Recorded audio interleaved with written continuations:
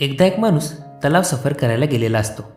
अचानक त्याचा पाय घसरून तो त्या तलावात पडतो आणि गटांगळ्या खाऊ लागतो. तो देवाकडे प्रार्थना करतो, हे देवा, मला बुडण्यापासून वाचव. तेवढ्यातच तिथे एक म्हैस येते.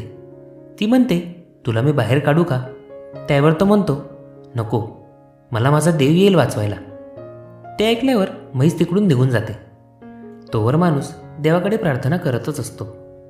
परत एकदा तिथे अजून एक म्हैस येते. तीही त्याला मदत करू का म्हणून विचारते, पण तो तिलाही नकार देऊन माझा देव मला बाहेर काढेल असं म्हणून तिला जायला लावतो. शेवटी नाकातोंडात पाणी गेल्याने त्याचा मृत्यू होतो आणि तो स्वर्गात जातो. स्वर्गात गेल्यावर तो देवाला विचारतो की देवा, मी एवढी प्रार्थना करून सुद्धा तू मला वाचवायला का आला नाहीस? देव म्हणतो, अरे 2 वेळा तर आलो होतो ना. काय समजलं मंडळी, तुम्हाला आमचं काम आवडत असेल तर व्हिडिओला लाईक आणि चॅनलला सबस्क्राईब करा. ऐकत रहा मनाचे बोल.